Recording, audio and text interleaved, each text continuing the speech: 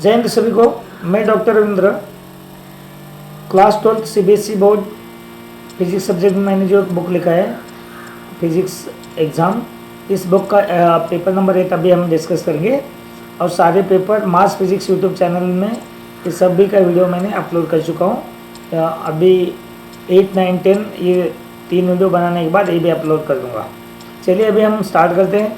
Question number 1 paper 8 का question number 1 है, in the case of charged metallic sphere potential changes with respect to distance from the centers। Charge metallic sphere है। इसके पहले हम लोगों ने इलेक्ट्रिक फील्ड देखा था, इलेक्ट्रिक फील्ड एंड आर का ग्राफ देखा था। Electric field, charge spherical shell और चार्ज स्फीयर, ये दोनों को देखा था। तो अभी पोटेंशियल है। पोटेंशियल के लिए आर और ये इलेक्ट्रिक पोटेंशियल, इन दोनों का रिलेशन का जो ग्राफ है, ये ग्राफ इधर बी करेक्ट है। सेंटर पे जितना ही फील्ड होता है उतना ही ऑन द सरफेस होगा। इधर ये रेडियस आर होगा, कैपिटल आर मान लेंगे हम लोग, इधर तक सेम रहेगा। फिर आउटसाइड द स्फीयर तो ये कम होते जाएगा इलेक्ट्रिक पोटेंशियल। तो बी ऑप्शन करेक्ट है। The physical quantity whose SI unit is joule per coulomb. Joule मतलब वर्क का ले लो, नहीं तो एनर्जी का ले लो। पर कूलम मतलब चार्ज हो गया। वर्क अपॉन चार्ज क्या होता है? Electric potential. तो इसका answer electric potential. Question number 3, when a square input signal of 10 volt is as shown in figure is applied across it the output signal in PN junction diode. ये square जो हम लोगों ने ये PN junction diode as a forward bias, इसमें हम लोग बोल सकते हैं ये डायग्राम है हाफ वेव रेक्टिफायर का। अगर ये इनपुट सिग्नल ऐसा दे दिया हम लोगों ने, तो ये ऊपर वाला पार्ट फॉरवर्ड बायस में काम करेगा, नीचे वाला पार्ट ये रिवर्स बायस का काम नहीं करेगा। इसके लिए ये ऑप्शन करेक्ट है। Current flows through low resistance only when diode is forward bias. The magnetic susceptibility of a given material is negative। Magnetic susceptibility negative है, मतलब वो मटेरियल डायमैग्नेटिक मटेरियल है। और पैरा फेरो मैग्नेटिक मटेरियल में magnetic susceptibility positive होता है। Small and positive इसमें, para में, फेरो में, large and positive.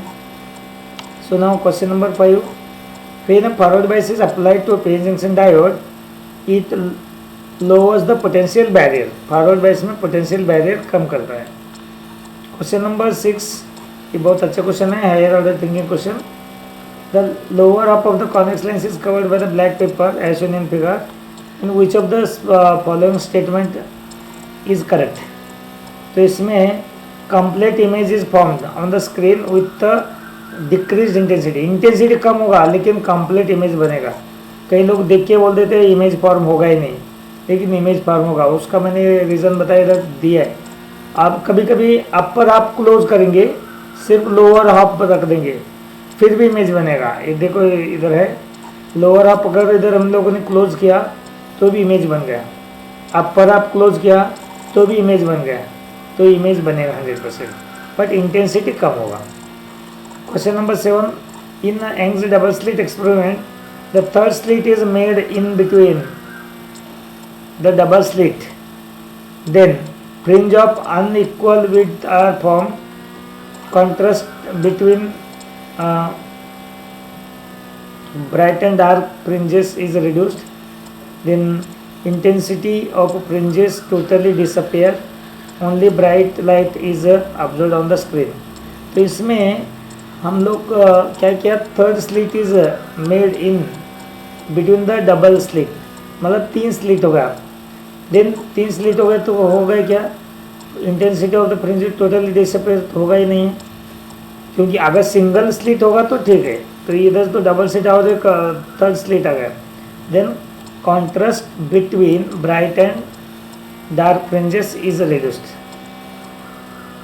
In Young's double slit experiment when the light is passing through a slit, contrast is being reduces because light will through third slit, then light will partially able to pass through slit, therefore contrast will be reduced। Question number 8. In Young's double slit experiment, if one of the slit is closed fully, then in the interference pattern, the bright fringes will be observed. No interference pattern will exist. ये cover किया तो fringe with sorry interference pattern कब मिलेगा? When there are two sources of light.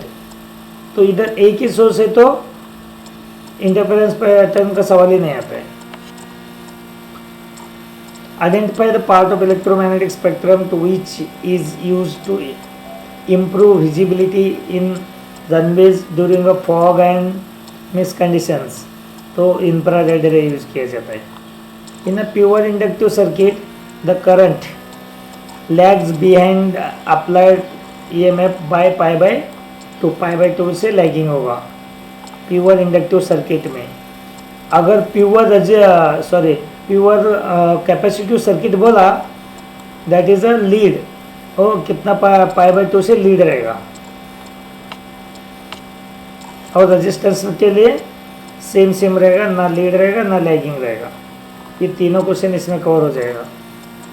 Next 11 number question. An electron moves on a straight line path X Y as shown in figure. ABCD is a coil adjacent to the path of electron. What will be the direction of current if any induced in the coil?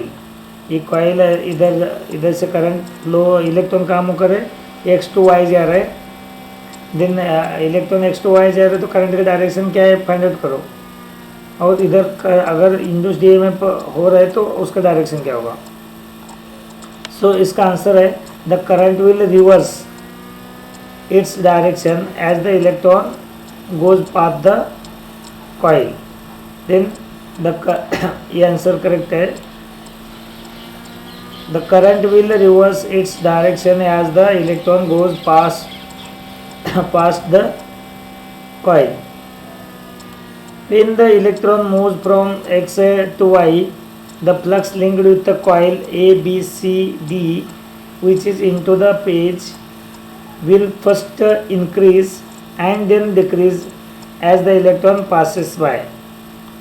So the induced current in the coil will be first anticlockwise and will reverse its direction, will become clockwise as the electron goes past the coil. Which of the following diode is a reverse biased? ये ऐसा 3-4 type ऐसा question discuss कर चुके हैं already हम लोगों ने. तो इधर आपको और एक बार बता रहा हूँ मैं कि ए पी टाइप है और ए एन टाइप है. और पी टाइप के पास हमेशा अगर हाई वोल्टेज रहेगा, हाई वोल्टेज बोल रहा हूँ मैं, और एन टाइप में हमेशा लो वोल्टेज होगा, जो भी वोल्टेज रहेगा नेगेटिव पॉजिटिव जो भी, तब फॉरवर्ड बायस. तो इसका आंसर क्वेश्चन क्या पूछा, रिवर्स बायस पूछा. तो इधर -20 -10 है, -10 ज़्यादा है -20 से, तो ये रिवर्स बायस है. बाकी सारे चीज़ में फॉरवर्ड बायस है. So now assertion reason question 13 to 16. तो 4 ऑप्शन आपको पता है. पहला असर्शन है reason are both are true and reason is correct explanation of assertion. Second both assertion and reason are true but reason is not a correct explanation of assertion. Then if assertion is true but reason is false. Fourth में है both assertion and reason are false. Question number 13. In meter bridge experiment a high resistance is always connected in series with the galvanometer. Reason, as resistance increases the current through the circuit increases. ये wrong है और ये पहला correct है. So C option is correct. assertion is true but the reason is false. Next 14 number question. Magnetic field lines always form a closed loop. ये correct है. Moving charges और currents produce a magnetic field, ये भी correct है but दोनों का relation नहीं है. Both are correct but reason is not a correct explanation of assertion. Question number 15. For making permanent magnets, steel is prepared over a soft iron. As a retentivity of steel is smaller. So इसमें दोनों statement correct है, reason और assertion, but not a correct explanation. Question number 16. Two identical coaxial circular coils carry equal currents circulating in same direction. If coils approach each other, the current in each coil decreases. Reason दिया है, when the coils approach each other, the magnetic flux linked with each coil increases. ये correct है और correct explanation भी, दोनों correct है. Then now section B section में question 17. Why do magnetic field lines form a continuous closed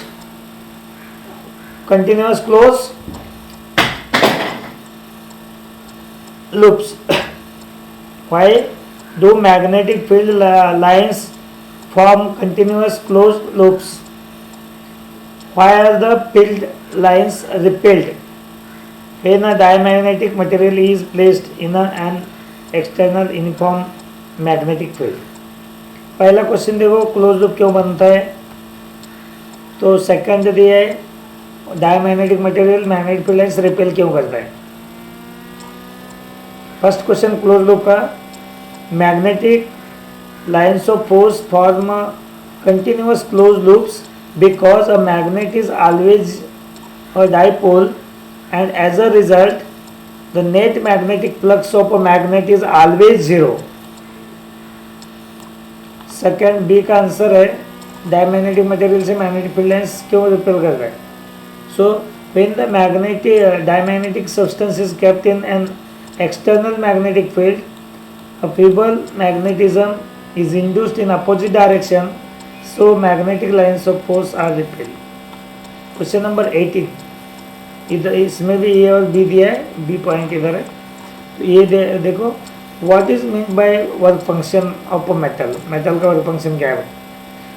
plot a graph showing the variation of stopping potential with the frequency of incident radiation for the two different photosensitive materials having work function W1 and W2. Here W1 is greater than W2. On what factors does the slope and intercept of the lines depend? पहला, what is mean by work function? The minimum energy required to free an electron from metallic surface is called as a work function. मतलब minimum energy required to eject the electron from the metal surface. तो ये दो graph बनाया, दो graph में ये W1 है, ये W2 है, 192. तो इसमें ये ग्राफ ऐसा बनाना है, P एंड पोटेंशियल देना, वेरिएशन ऑफ स्टॉपिंग पोटेंशियल दिया है, पोटेंशियल एंड फ्रीक्वेंसी वाला. ये 3 बार हम लोगों ने देख चुके हैं, एक बार काइनेटिक एनर्जी के साथ और 2 बार हम लोग ये स्टॉपिंग पोटेंशियल के साथ ग्राफ. इसके ऊपर क्वेश्चन था, क्या क्वेश्चन था कि प्लैंक्स कांस्टेंट कैसे फाइंड आउट करेंगे, वर्क फंक्शन कैसे फाइंड आउट करेंगे. सो इसमें slope of the graph tan theta is equal to h upon E, that is equal to universal constant. ये स्लोप से हम लोग क्या कर रहे थे, पहले स्लोप हमें क्या बता रहे हैं, on what factors does the slope depend. इसके पहले ये देखो, ये पॉइंट है. दूसरा, intercept of the line depend on the work function. So ये वर्क फंक्शन के ऊपर डिपेंड करता है और slope E by H by E के ऊपर डिपेंड करता है. सो नाउ नेक्स्ट का उसका बी पार्ट है, the figure shows the variation of stopping potential with the frequency n of the incident radiation. कई जगह में फ्रीक्वेंसी न्यू यूज़ किया, कहीं एन यूज़ किया. आप कोई भी नोटेशन यूज़ कर सकते हैं. Incident radiation for 2 photosensitive P and Q, 2 photosensitive material का stopping potential and frequency graph बनाया. Which metal has a smaller threshold wavelength पूछा है, थ्रेशोल्ड फ्रीक्वेंसी नहीं. थ्रेशोल्ड वेवलेंथ जिनका कम है उनका थ्रेशोल्ड फ्रीक्वेंसी ज़्यादा होता है. क्योंकि V is equal to n into lambda इस फॉर्मूला से। तो इधर इन दोनों में इसका थ्रेशोल्ड फ्रिक्वेंसी कम है P का और इसका थ्रेशोल्ड फ्रिक्वेंसी ज़्यादा है। जिनका थ्रेशोल्ड फ्रिक्वेंसी का कम है उनका थ्रेशोल्ड वेवलेंथ ज़्यादा। हमें तो स्मॉलर थ्रेशोल्ड वेवलेंथ चाहिए, उसके लिए Q मेटल का थ्रेशोल्ड फ्रिक्वेंसी ज़्यादा है, मतलब उसका थ्रेशोल्ड वेवलेंथ कम होगा। Question number 19, you are given following 3 lenses which 2 lens will you use as a eyepiece and objective to construct an astronomical telescope पूछे इधर। इसके पहले वाले क्वेश्चन में पहले वाले पेपर में एस्ट्रोनॉमिकल टेलीस्कोप एंड माइक्रोस्कोप के लिए कौन सा सुटेबल लेंस है वो देखना था। इधर एक ही पूछा है एंड गिव रीज़न भी बताना है। सो पहला ऑब्जेक्टिव लेंस हम यूज़ करेंगे L1। तो एपर्चर बड़ा होना चाहिए ऑब्जेक्टिव लेंस के लिए, हमेशा ये चीज़ याद रखना, एपर्चर बड़ा होना चाहिए एस्ट्रोनॉमिकल टेलीस्कोप में। और आईपीस L3 देखो एपर्चर कम है। फिर इन दोनों में पावर ज़्यादा होना चाहिए और एपर्चर कम होना चाहिए। इधर पावर कम और इधर क्या चाहिए हमें, एपर्चर ज़्यादा होना चाहिए। रीज़न क्या है, the objective lens should have larger aperture and large focal length while the eyepiece should have smaller aperture and a small focal length। इसको और क्वेश्चन है, calculate the radius of curvature of an equiconcave lens of refractive index 1.5 when it is kept in a medium of refractive index 1.4 to have a power of -5 diopter। Given क्या क्या देखो, refractive index radius of curvature दिया है, calculate the radius of curvature है, और क्या दिया हमें, रिफ्रैक्टिव इंडेक्स दिया है, और उसके साथ दूसरा रिफ्रैक्टिव इंडेक्स भी है मीडियम का और एक ग्लास का, बाद में पावर दिया है। तो फार्मूला क्या है, power is equal to 1/f का फार्मूला में पता है n2 - n1/n1 into 1/r1 - 1/r2। इधर इक्वी कॉन्केव है, इक्वी कॉन्केव मतलब R1 और R2 सेम होगा, एक का प्लस होगा एक का माइनस होगा, मतलब इसमें पहला R1 माइनस होगा दूसरा R2 प्लस होगा। ये वैल्यू पुट करने के बाद आपको 1/r मिलेगा 35, then r is equal to 2.86 centimetre. Question number 20, write the necessary condition to obtain sustained interference pattern. तो condition for sustained interference pattern और स्टेडी इंटरफेरेंस पैटर्न, पहला ये है 2 sources of light must be monochromatic होना चाहिए and 2 sources of light must be coherent. 2 sources of light must be equally bright means near same amplitude. 2 sources of light must be close to each other. 2 sources of light must be narrow. इसमें आप एक formula लगा सकते हैं ऐसा,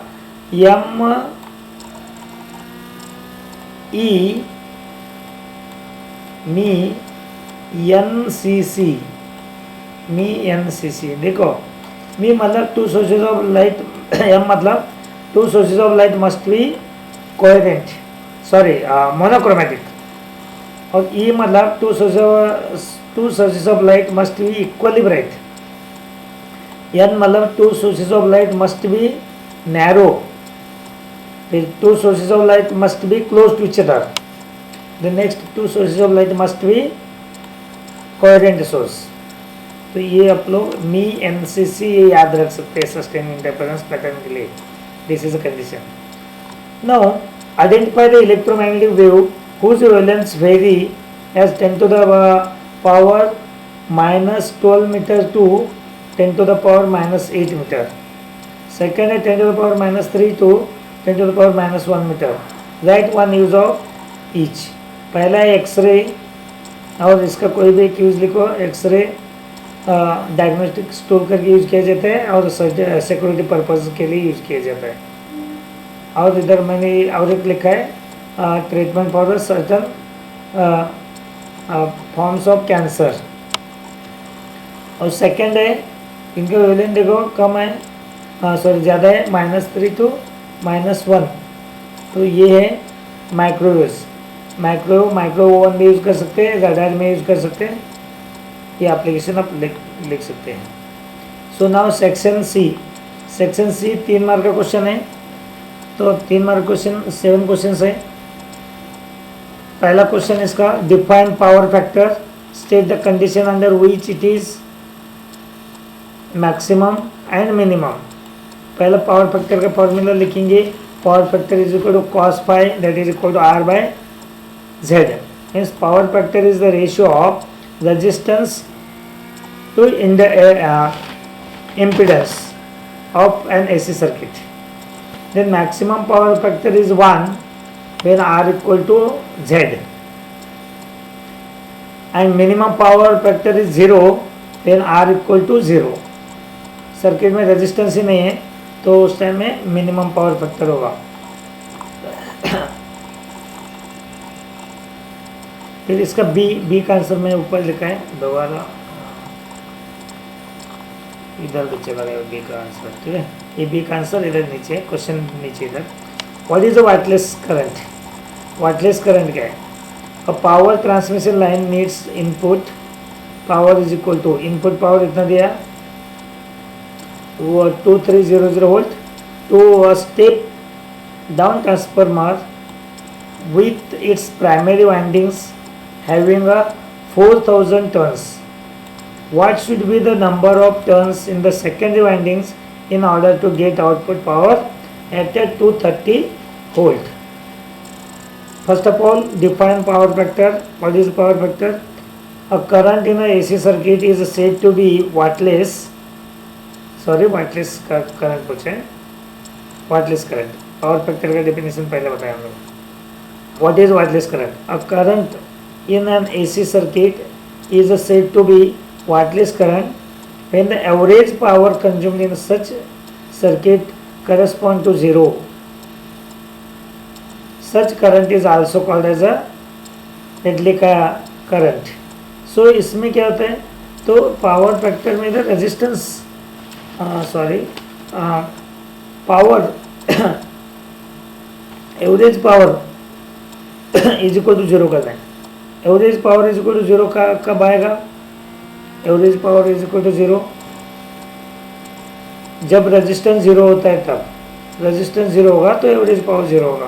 तो power का formula आपको पता है, ½ RI²। तो इससे पावर फैक्टर अगर 0 है, sorry, power consumed in a circuit is 0, then the current flowing through the circuit, AC circuit, is called as a wireless current. Now second में गिवन क्या क्या देगा, देखो प्राइमरी का पोटेंशियल दिया है, EMF, सेकेंडरी का पोटेंशियल दिया है, प्राइमरी का नंबर ऑफ टर्न्स दिया है, देन सेकेंडरी का number of turns find out करना है। So VS/VP is equal to NS/NP। So NS is equal to 400 turns. Question number 23 A, a short wavelength limit for the Lyman series of the hydrogen spectrum is 313.4 angstrom unit. Calculate the short wavelength limit for the Balmer series of hydrogen spectrum. Balmer short wavelength limit for a Balmer series पूछे। अब Lyman series का आपको short wavelength limit दिए, तो formula क्या है? Lyman general formula है 1/λ is equal to n, sorry, R 1/ni² n1² minus n2²। n1 मतलब इनिशियल, n2 मतलब final. For the short wavelength of Lyman n1 is equal to 1 and n2 is equal to infinity. So 1/λL is equal to R 1/1² minus 1/infinity, that is equal to R. Then lambda L is equal to 1/R, 13.4 4 angstrom in it. For Balmer series, n1 equal to 1, sorry, n1 is equal to 2 and n2 is equal to infinity. ये value फॉर्मूले में put करो तो lambda Balmer that is equal to 4/r, so उसका answer रहेगा 3653.6 angstrom unit. इसका B part है the kinetic energy of electron orbiting in the first excited state of hydrogen atom is 3.4 electron volt. Determine the de Broglie wavelength associated with it. तो kinetic energy for the second excited state that is 13.6 EV upon n square. तो second के लिए 2 लिखो, sorry first excited state ये मिलेगा हमें n equal to 2. Then ये answer मिलेगा आपको 3.4 into 3.4 into 1.6 into 10⁻⁻19 joule. Then de Broglie wavelength के लिए फॉर्मूला यूज करेंगे काइनेटिक एनर्जी फाइंड आउट करके. तो kinetic energy of electron orbiting in the first excited state हो रहा है. फर्स्ट एक्साइटेड स्टेट मतलब n equal to 2. Ground state में n इक्वल टू 1 लेते हैं हम लोग. तो ये आपको डी बर्गली वेवलेंथ का जो formula lambda is equal to h/√2 m e के. तो e के का वैल्यू पुट किया तो आपको वेवलेंथ मिलेगा 0.67 nanometer. Question number 24. Derive an expression for capacitance of parallel plate capacitor when a conducting slab of thickness T but of same area as that of the plates inserted between the capacitor plates. इसके पहले वाले question में हम लोग ये देखा था कि capacitance of parallel plate capacitor with dielectric medium with dielectric slab देखा था. अभी इधर कंडक्टिंग स्लैब है तो वो कंडक्टिंग स्लैब रख दिया. तो उसका डायग्राम ये ऐसा होगा. कंडक्टिंग स्लैब के अंदर E इज इक्वल टू 0 होता है. अभी हम लोग ये आउटसाइड पार्ट में निकालना है. टोटल D है और रिमेनिंग पार्ट होगा D माइनस T. सो डायग्राम एक्सप्लेन करो. Consider a parallel plate capacitor of area of plate being A, the separation between the plates being D. Let conducting slab of thickness T is less than D be placed between the plates. The thickness of air between the plates is D minus T. If charges on the plates are plus Q and minus Q, then surface charge density sigma is equal to Q upon A. Then the electric field between the plates in air में electric field कितना होगा E naught is equal to sigma upon epsilon naught. Then sigma is equal Q upon A, then Q upon A epsilon naught.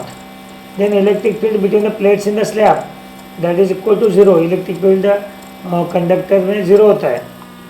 Then the potential difference between the plates V is equal to E naught D minus T plus E T.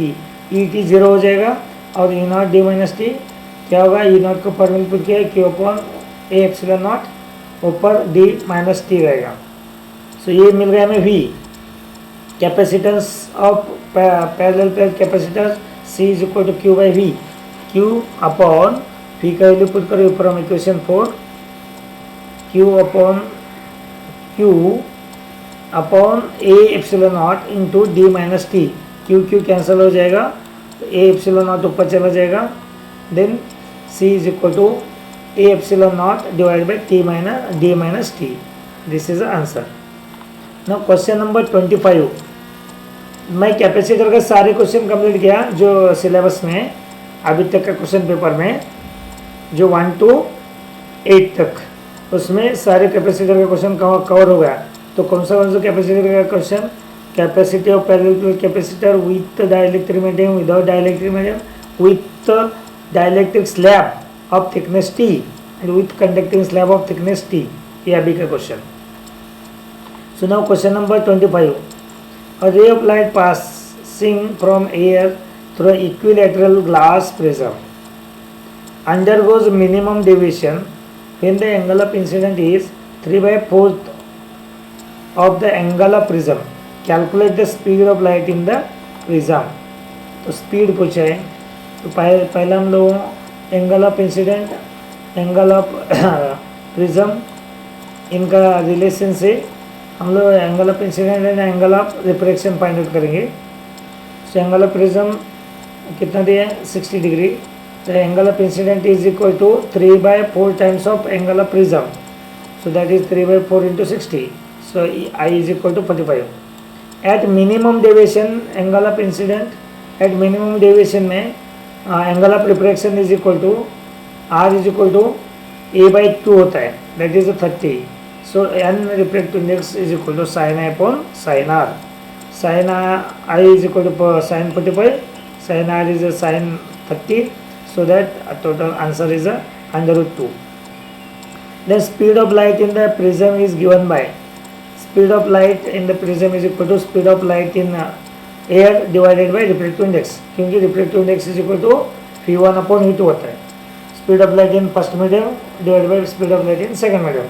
उसके accordingly second medium इधर glass prism है, तो V is equal to speed of light in air medium divided by n refractive index. So value put करने के बाद आपको answer मिलेगा 2.1 into 10⁻8 metre पर second. Question number 26. Derive an expression for force experienced by a current carrying a straight conductor placed in a magnetic field. Under what condition is this force maximum? अभी हमें क्या करना है, conductor है, इधर straight conductor है, एक conductor है, उसमें से करंट आई फ्लो हो रहा है, एंड एक कंडक्टर अगर मैग्नेटिक फील्ड में रख दिया तो फोर्स कितना एक्ट होगा, मैग्नेटिक फोर्स. सो ये फोर्स हम लोगों ने रेक्टेंगुलर सर्कुलर लूप में यूज़ किया था. वो फार्मूला है F is equal to IBL. IBL आपको याद नहीं आ रहे तो ऐसे याद करो, IBL है magnetic force equal to IBL on the conductor. IBL क्या है, इंडियन लेबर बोर्ड, ऐसा एक नोटेशन आप याद कर सकते हैं. IBL नहीं तो BIL को बिल, ऐसे भी याद कर सकते हैं इसको. ओके.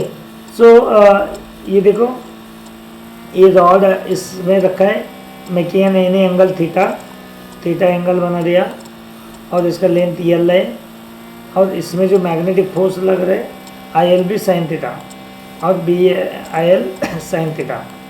देखिए इसका पहला थोड़ा एक्सप्लेनेशन देंगे. Consider a metallic conductor of length L, cross sectional area A, placed in a uniform magnetic field B, and its length makes an angle theta with direction of magnetic field of field B. The current in the conductor is I. When a conductor is placed in a magnetic field, the magnetic field exerts a force on every free electron. The sum of forces acting on all the electrons in the net is the net force acting on the conductor. If Vd is the grip velocity of free electron, then we know that current I is equal to NEA Vd. So, where N is the number of free electrons per unit volume, then magnetic force on the each electron F is equal to क्या है, magnetic force का Lorentz force QVB sine theta होता है. Q की जगह इधर हम लोग लिए EVD B sine theta. Its direction perpendicular to both VD and B. Therefore, the total number of free electron in the conductor कितना है, फ्री इलेक्ट्रॉन है N into वॉल्यूम. वॉल्यूम क्या है, N into A into L है. Then force on one electron into number of electrons. Force on one electron कितना है, इधर है force F EVD B sine theta into NAL. इसमें NEAVD BL sine theta. NEAVD मतलब current है I. So that force is equal to ILB sine theta. This is the general formula for the force acting on current carrying a conductor, and in vector form it is written like this: F bar equal to I L bar cross B bar. Then what is the condition for maximum force? इधर sine theta का value क्या put करेंगे तो maximum force मिलेगा. So in theta sine theta is equal to 1. Sine theta 1 कब आएगा? Theta is equal to 90. जब वो कंडक्टिंग रॉड इसमें मैग्नेटिक फील्ड में ऐसा परपेंडिकुलर होना चाहिए तब वो मैक्सिमम फोर्स लगेगा. Question number 27. Figure shows the series LCR circuit connected to a variable frequency to 30 volt source. Determine the source frequency which drives the circuit in resonance. resonance में resonance का condition आपको पता है, x equal to XL. इधर क्या क्या दिया देखो, रेजिस्टेंस दिया 40 ओम, कैपेसिटर दिया 80 माइक्रोफैरेड एंड इंडक्टर दिया 5 हेनरी एंड सोर्स वोल्टेज दिया 230 वोल्ट. सो फ्रीक्वेंसी का फॉर्मूला क्या है? Omega is equal to 1/√LC. इससे ओमेगा मिलेगा आपको. जब ओमेगा मिलेगा तो omega is equal 2 pi into F होता है. Then F is equal to omega upon 2 pi. इससे आपको फ्रीक्वेंसी मिलेगा. तो हमें क्या निकालना है? फ्रीक्वेंसी निकालना है.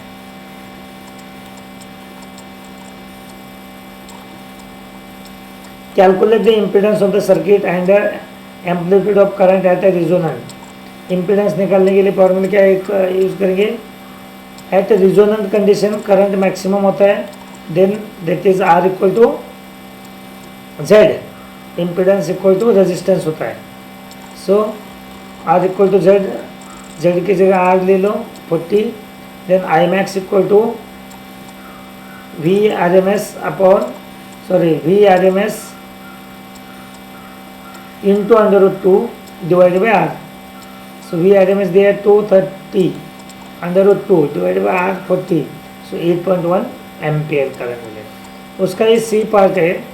Show that the potential drop across LC combination is 0 at resonating frequency. तो at resonating frequency potential drop 0 दिखाना है. मतलब हमें VC minus VL is equal to 0 दिखाना है. सो VC का फॉर्मूला हमारे पास है VC equal to I max into XC. XC मतलब 1/ωc. वो फॉर्मूला यूज़ करके आप लोग कैलकुलेट कर सकते हैं. VC तो इतना मिला. और VL कितना है? I max into VL is equal to ωL. XL equal to ωL. Value put करो तब वो भी आंसर इतना मिला. तो दोनों का डिफरेंस ले लो. VC minus VL is equal to 0. मतलब पोटेंशियल ड्रॉप रिजोनेंट कंडीशन में फ्रीक्वेंसी 0 होता है. Now question number 28. Draw the graph showing the variation of binding energy per nucleon with the mass number for a large number of nuclei more than 2 to less than 240. Give the silent features of the curve. What are the main inferences from the graph? Inferences from the graph. पहले graph बना दो. ये graph आप NCERT text book में बहुत अच्छा दिखा है. वही ग्राफ मैंने इधर से एक्सप्लेन कर रहा हूँ. देखो ये सिंपल लैंग्वेज में बताना है तो ये ग्राफ आप सीधा ऐसा बना सकते हैं. इधर से ले लो और इधर से नीचे लेके आओ 1, फिर और थोड़ा ऊपर 2, जो सेकंड पिक हो गया, फिर नीचे आ जाओ, फिर ये थर्ड पिक हो गया, फिर नीचे आ जाओ, फोर्थ से ये ऐसा आगे लेके जाना है. ओके, फिर आप उसका स्केल ले लो. और ये जो इधर से जो ऊपर से थोड़ा सा ऊपर से लेना है ताकि इस पीक से ज़्यादा वैल्यू होना चाहिए. तो ये है हमारा सबसे ज़्यादा बाइंडिंग एनर्जी पर न्यूक्लियन. वो है Fe का है, Fe 56. ये सबसे हाइट में होना चाहिए. ऐसा अच्छे से ग्राफ का प्रैक्टिस करो. ये ग्राफ है binding energy per nucleon with the mass number.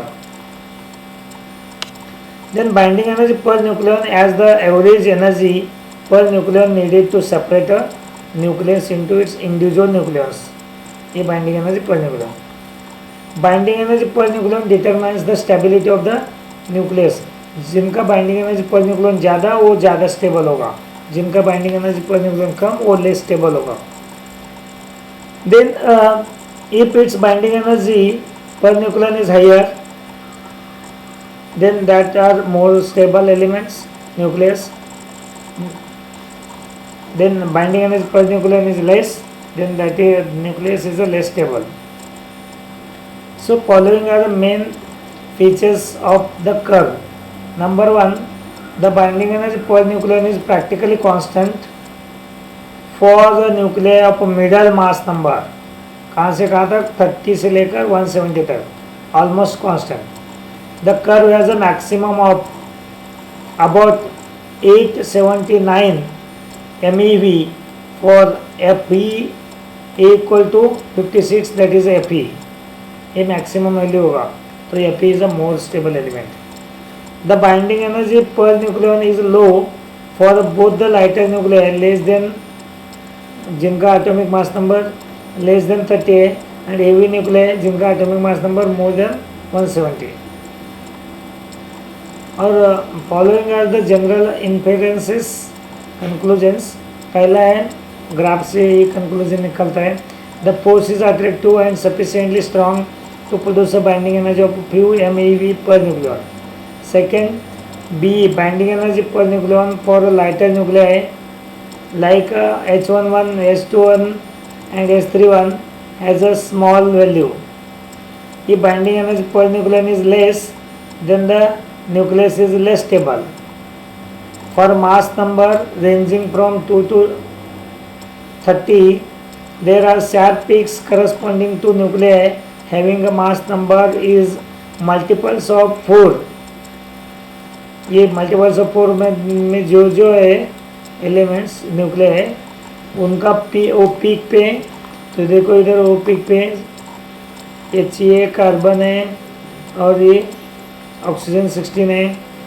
सो ये सारे जो एलिमेंट्स है ये 4 से जो मल्टीप्लाई करेंगे वो जो एलिमेंट्स है, इस एलिमेंट का binding energy per nucleon neighbouring nucleus से ज़्यादा है. Then after 170 binding energy per nucleon decreases gradually, then Coulomb's repulsion between the protons starts dominating the nuclear force. Thus heavy nuclei are less stable.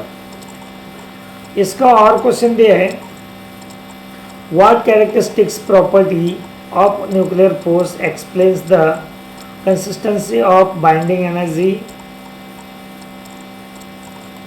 per nucleon in the range of mass number lying between 30 to 170. ये है saturation और short range nature of nuclear force. इसका second part है इसी question का, show that the density of the nucleus over a wide range of nuclei is constant independent of mass number.